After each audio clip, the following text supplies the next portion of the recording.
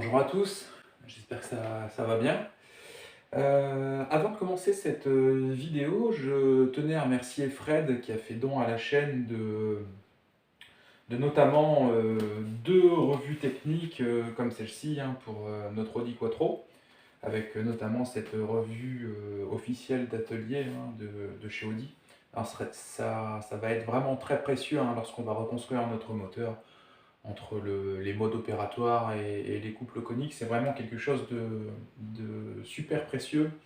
Fred, je te remercie à nouveau et je suis toujours un petit peu gêné quand on me fait des présents comme ça. Alors, vous êtes nombreux à m'avoir demandé des infos ou à faire des vidéos au sujet de cartographie, comment on les établit, les réglages, etc. Alors, ces choses-là, je vais vous le faire, mais pour moi, il est important de revoir les bases de tout ça, donc les bases de la gestion moteur avant toute chose. Alors, la gestion moteur, qu'est-ce que c'est? La gestion moteur, c'est le système électrique, électronique qui permet de doser et distribuer le carburant et d'enflammer le mélange. Alors, je vais parler essentiellement d'injection indirecte sur des moteurs essence ou éthanol.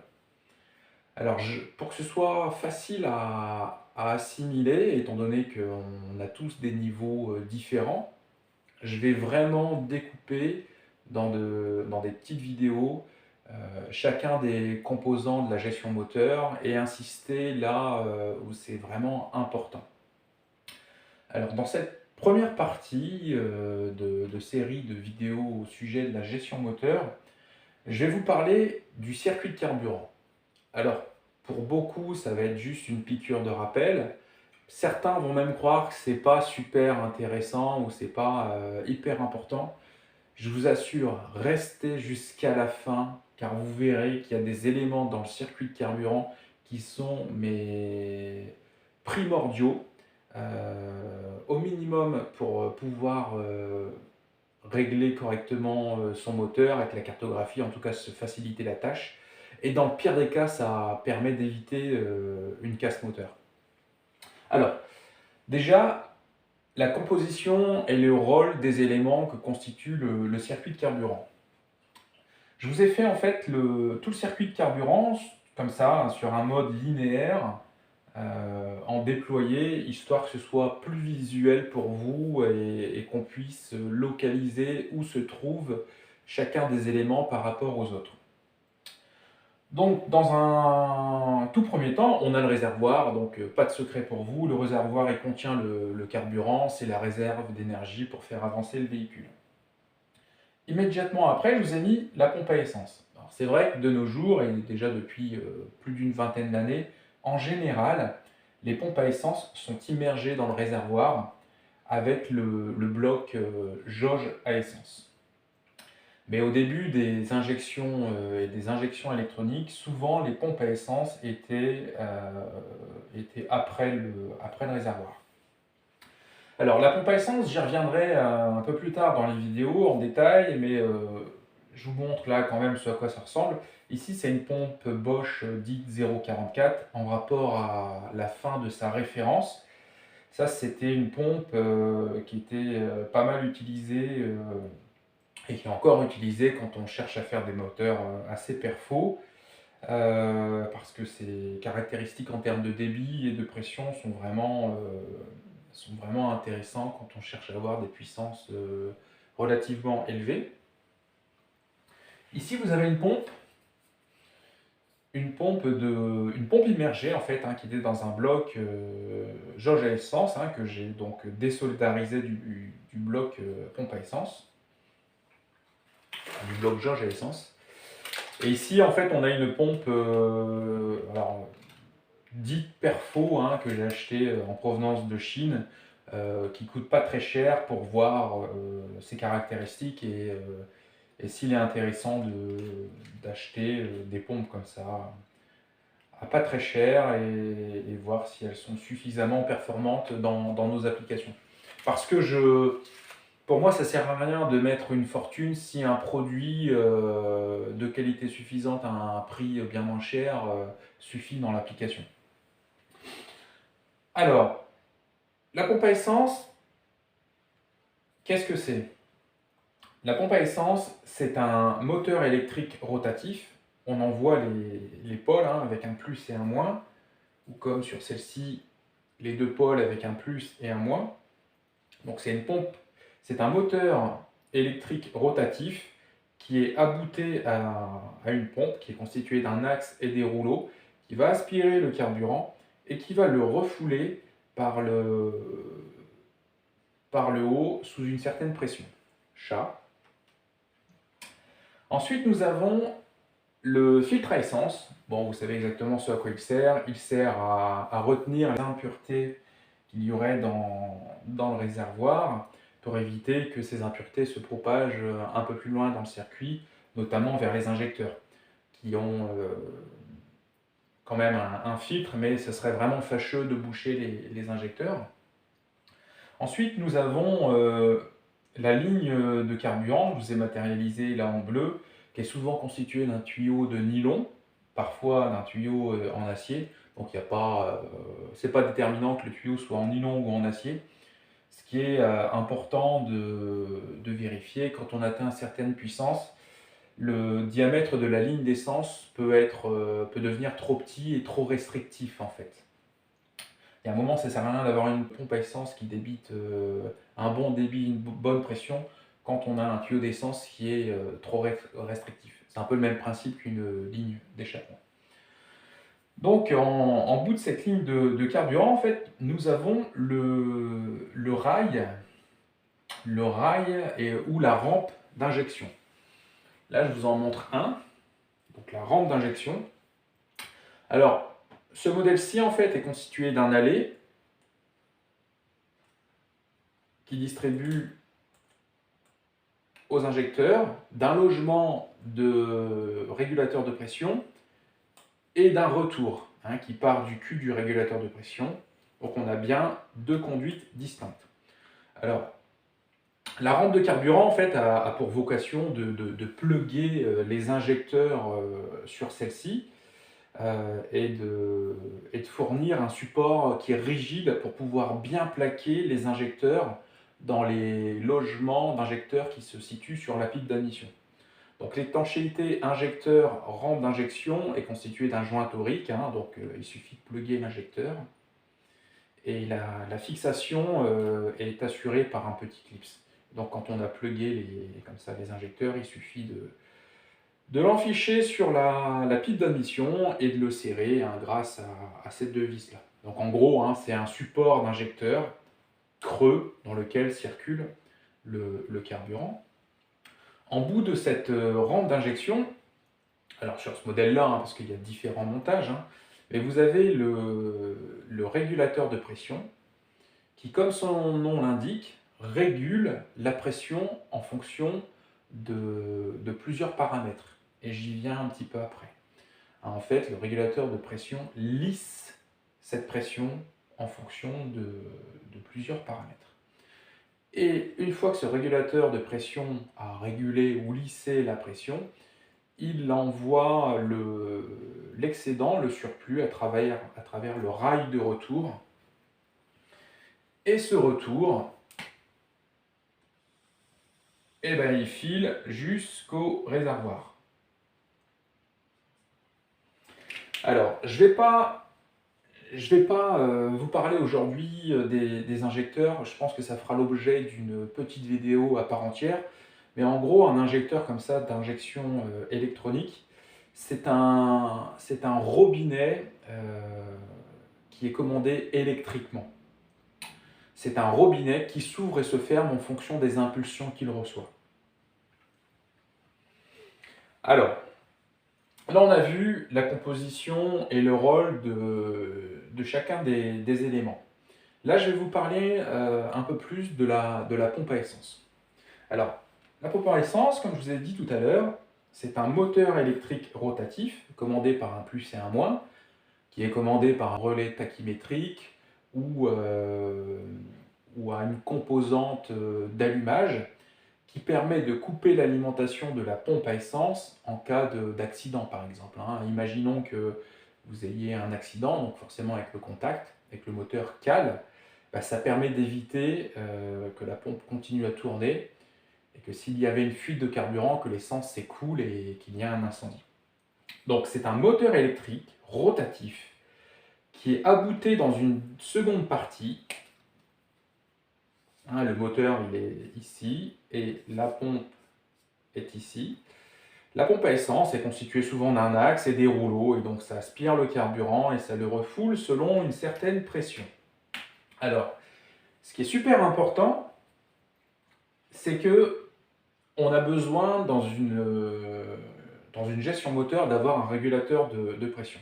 Donc là ici c'est un régulateur de pression réglable, bon chinois, hein, à pas cher, hein, j'ai acheté ça pour tester, pour voir si c'est de qualité suffisante. Ça m'étonnerait mais bon on va tester. Alors, la pompe à essence en fait, quand on a un régulateur, imaginons à 3 bars,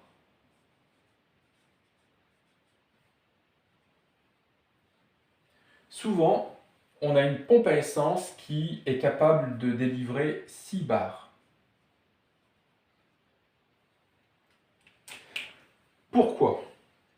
Parce qu'en fait, la pompe à essence, c'est un élément, comme je vous ai indiqué, électrique. Et en fait, sa vitesse de rotation, et donc son débit de pompage, hein, et sa pression peut varier en fonction de la tension qu'elle reçoit. Et pourquoi la tension pourrait varier? En fait, la tension dans votre véhicule, c'est pas 12 volts comme on pourrait le croire. En fait, la tension, une fois que le moteur tourne, est délivrée par l'alternateur. Et la régulation de l'alternateur peut varier depuis un tout petit peu moins de 13 volts jusqu'à quasiment 14 volts 5. Donc on comprend bien qu'entre 13 volts et 14 volts 5, une pompe peut avoir sa vitesse de rotation et donc son débit varier.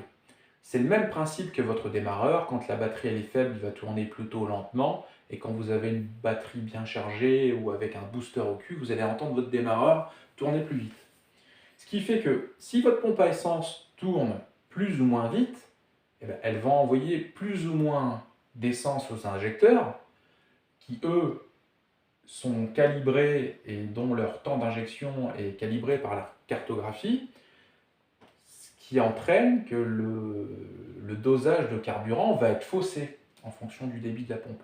C'est là où intervient en fait le régulateur de pression.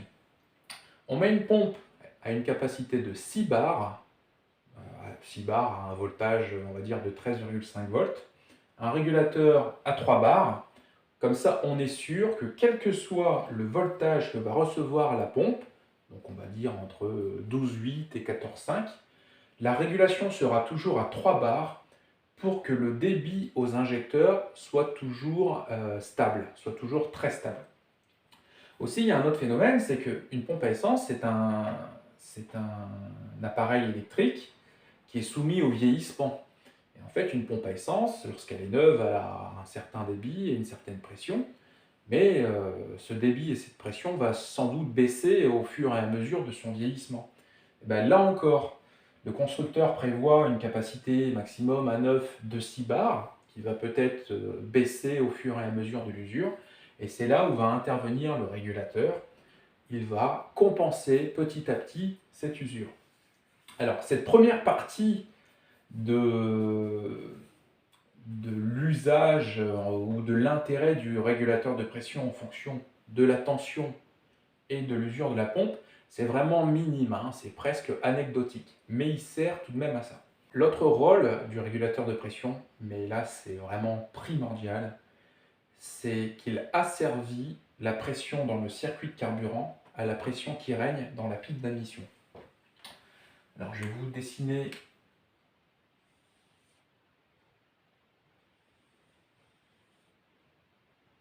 comme ça une pipe d'admission.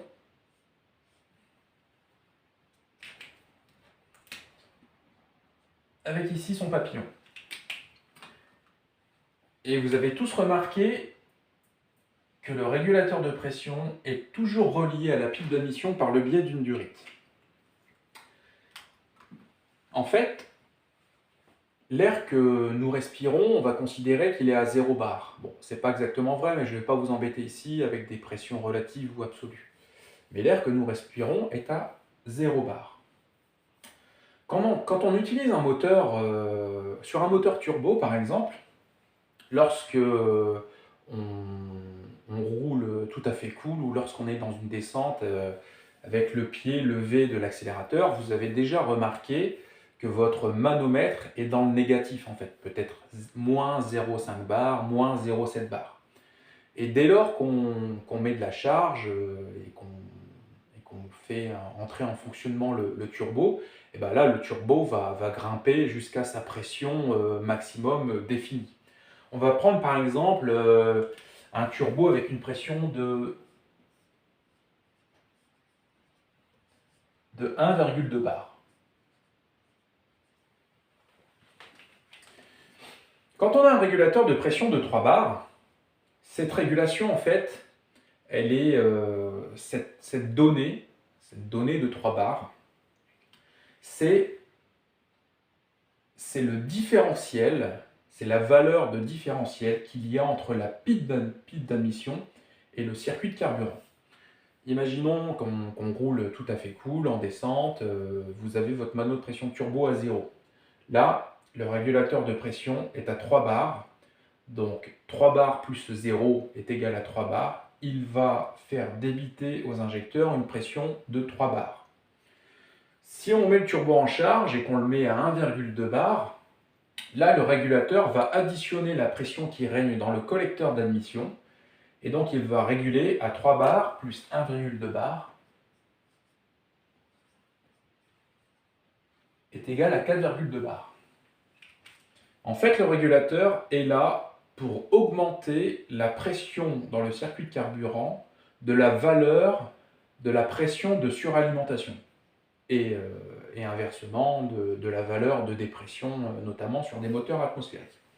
Mais alors, pourquoi on a besoin d'augmenter cette pression dans le circuit de carburant en fonction de la pression qui règne dans la pile d'admission? Alors j'ai cherché à vous faire des images histoire que vous puissiez ressentir dans des exemples que vous avez déjà vécus pourquoi on a besoin d'un régulateur de pression et pourquoi on est obligé d'augmenter la pression de carburant en fonction de la pression de suralimentation. Alors, le premier exemple que je vais vous donner, il est assez juste d'un point de vue physique pur.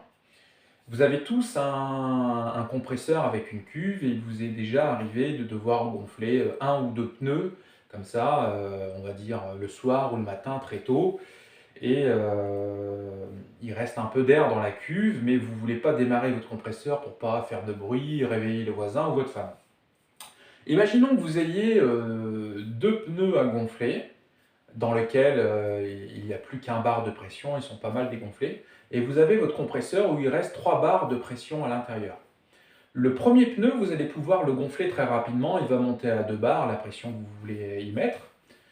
Et forcément, la pression dans le compresseur, elle va baisser un tout petit peu. Imaginons qu'elle baisse à 2,5 bars, parce que vous avez gonflé le premier pneu. Lorsque vous allez vouloir gonfler votre deuxième pneu, donc il est à 1 bar, hein, ok, et la pression dans le compresseur est à 2,5 bars, vous allez commencer à gonfler votre pneu.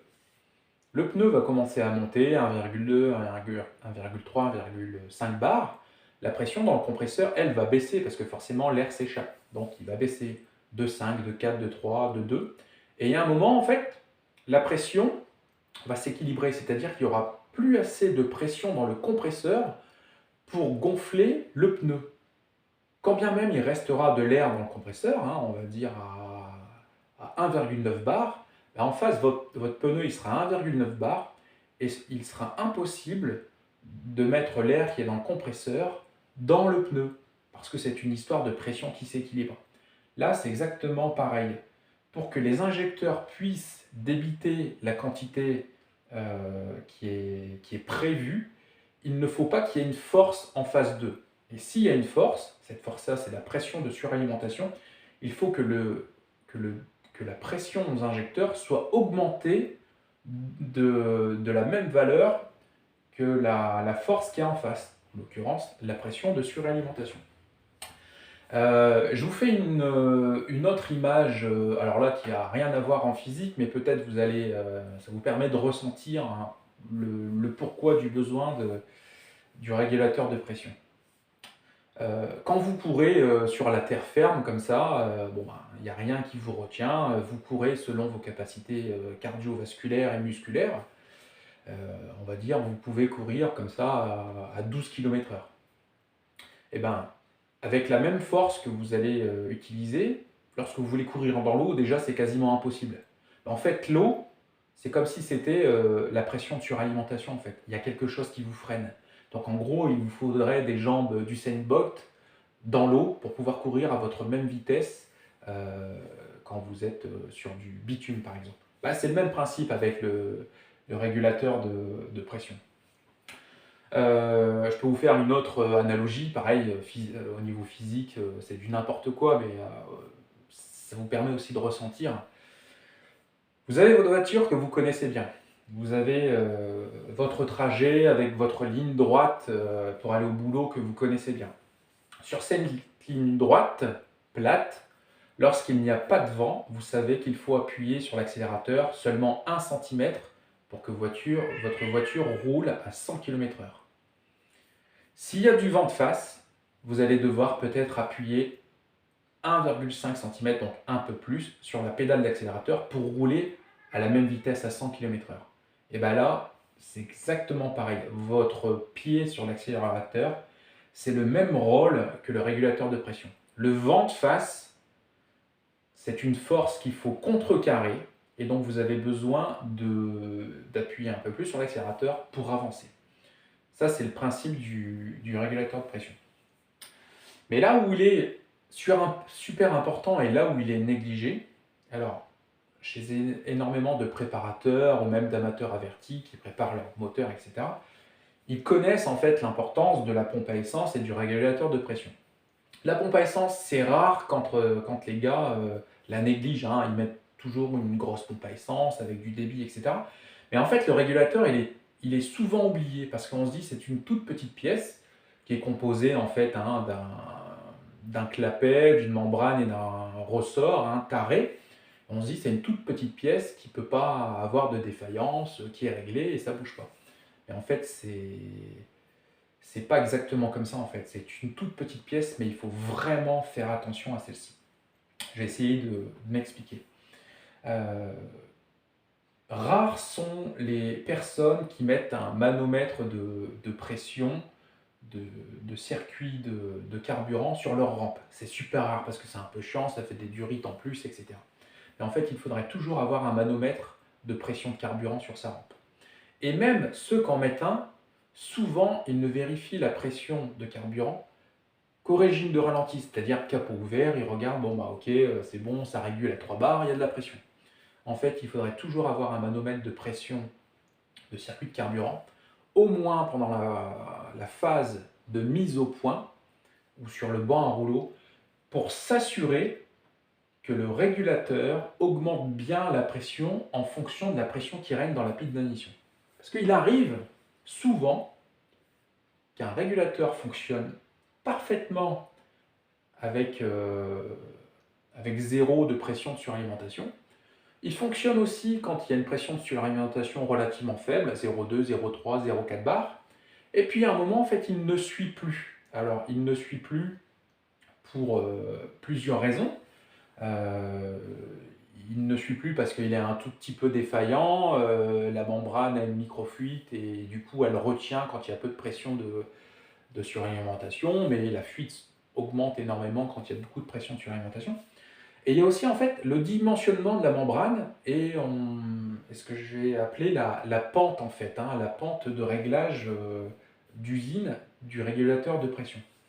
Il se peut que, à des faibles pressions de suralimentation, le régulateur de pression suive parfaitement la pression dans le conduit d'admission. Donc si on a 0,2, il va réguler à 3 bars plus 0,2. Si on a 0,4, il va réguler à 3 bars plus 0,4.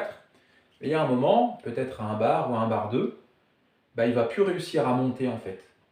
Et c'est là où souvent on voit sur tes cartographies des mélanges qui commencent à devenir pauvres ou dans les choux, à eau régible ou à grosse charge.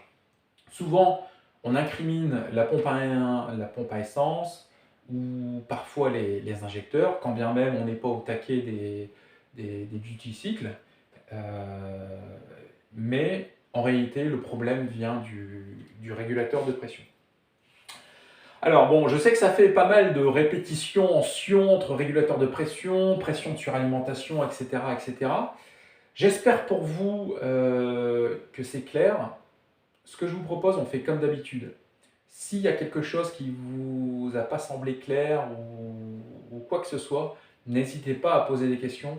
Je vous y répondrai dans une prochaine vidéo en essayant du coup d'être plus clair ou adapter mes mots pour que vous puissiez comprendre plus facilement. Je vous dis à très bientôt. Salut!